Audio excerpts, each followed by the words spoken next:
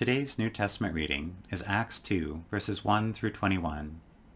When the day of Pentecost had come, they were all together in one place, and suddenly from heaven there came a sound like the rush of a violent wind, and it filled the entire house where they were sitting. Divided tongues as of fire appeared among them, and a tongue rested on each of them. All of them were filled with the Holy Spirit and began to speak in other languages, as the Spirit gave them ability.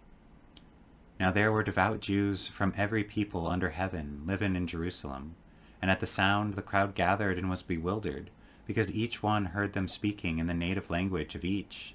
Amazed and astonished, they asked, "Are not all these who are speaking Galileans? And how is it that we hear, each of us, in our own native language?" Parthians, Medes, Elamites, and residents of Mesopotamia, Judea and Cappadocia, Pontus and Asia, Phrygia and Pamphylia, Egypt and parts of Libya belonging to Cyrene, and visitors from Rome, both Jews and proselytes, Cretans and Arabs. In our own language we hear them, talking about God's deeds of power, and were amazed and perplexed, saying to one another, "What does this mean?" But others sneered and said, "They are filled with new wine." But Peter, standing with the 11, raised his voice and addressed them. "Fellow Jews and all who live in Jerusalem, let this be known to you, and listen to what I say.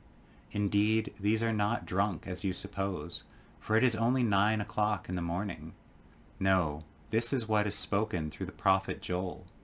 In the last days it will be, God declares, that I will pour out my Spirit upon all flesh, and your sons and your daughters shall prophesy, and your young men shall see visions, and your old men shall dream dreams.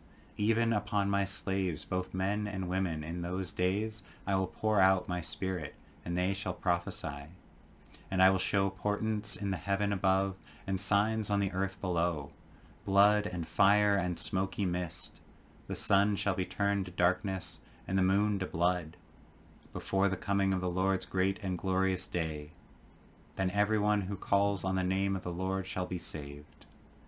Have a wonderful day, and God bless.